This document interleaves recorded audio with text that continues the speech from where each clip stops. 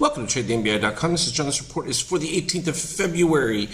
Well, we had that positive extreme from last week that was right here. We filled it back in the next day, put in a little magenta because there was the potential of the DOC spread just about to start. But like we pointed out, we had the easy algos, 27.35.50 right there, and we still hadn't even touched the ABMs at all. So everything was still, well, riding smoothly. I mean, we've been continuing with the reset of the shakeout and that rising gold continuation mode, and then boom, we started to pop above once we broke the 62. Well, there isn't a whole lot like we talked about before when this first started, that 28.18. Once we got past a couple of these key zones, that was the key, and what we were waiting for was balancing out of that gold in a fall if it was going to reverse. Did not happen.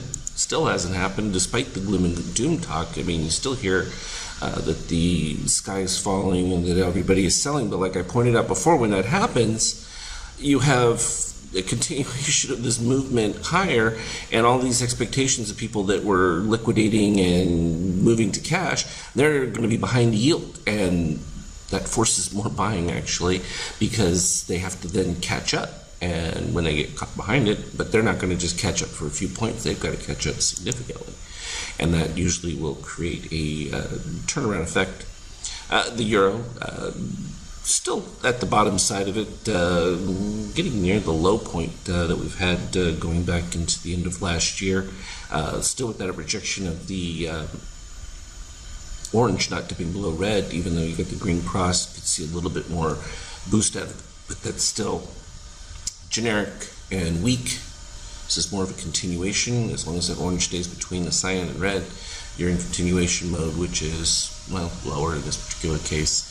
Doesn't mean it can't flatten out or stabilize, but still not the best for the euro. But that should put a little downside pressure, or at least limit upside on S&P. Of course, you can see some movement back into gold because the expectation of increase in inflation is still backpedaling this, because this is the first time you have the Fed not forcing the situation lower, and we've seen that there has been massive consumption of gold by China and other central banks, which they like to do down at the lowest levels they can before things start to make their move. Well, from an intraday standpoint, we started with a short that happened there, continued in the pre-market, and then turned around with this spread that I like to refer to here, where you have the dip below the negative 13. We had a lower one, that spread of the yellow more than 2.5 above the magenta on the turnaround, with the nice more than one bar below the orange, below red,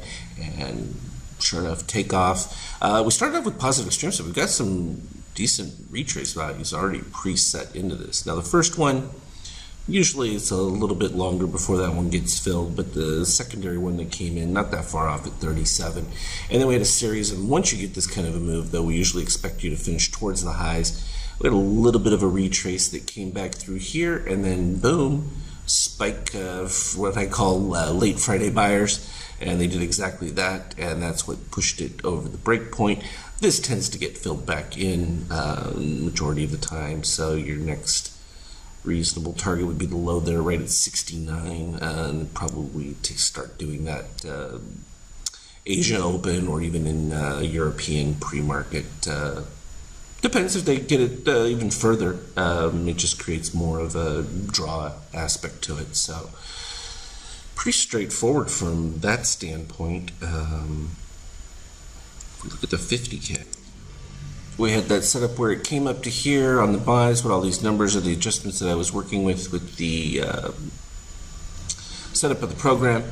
And right across this little muck area, we dip back below, cyan below red, and then a new full reset of orange. At the same time, you end up with then cyan moving under red right here under this.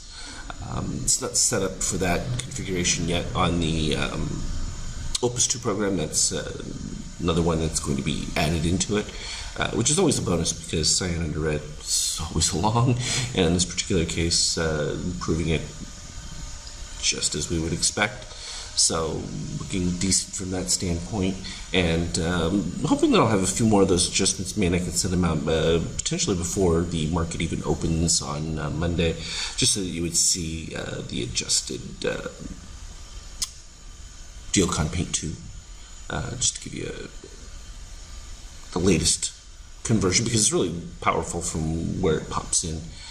There'll be some subtle adjustments to these little orange buy setups, because what it's looking for is literally a second pivot that's below the magenta, but really want to be buying that on the dip of the orange, which takes place right about there, and then literally you've got to look for the first turn up, which wouldn't be until, well, quite equivalently right where this one originally bought from, and that would capture. So it's going to really identify pretty close to the lows, so it's all going to be really nice and clean from that standpoint.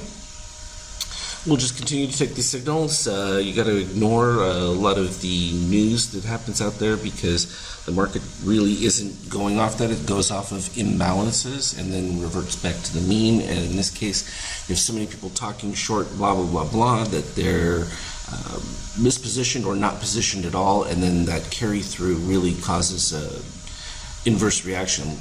And then likewise, once selling starts, and you have new buyers that have just popped in, when the sell comes in, they're positioned the wrong way, and that's when we get the fill back of these extremes. So just when they think they've got it going the right way, it will turn, and they'll come up with some other news reason why, but it really isn't, because these moves take place long before you hear about it.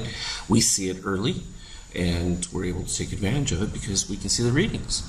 So that's the exciting part of it, and that's what keeps us ahead of the game. So as always, though, I will put up any relevant details. This was pretty innocuous. It really wasn't a whole lot to do with much of this. This got really way up there on the extreme side and floated, but it did retrace a portion back to that 76. I would expect that more of that's going to get filled in once this mini wave has reached its capacity. Still, from this viewpoint in the 5K, there potentially could be more, so we'll see how that open starts up.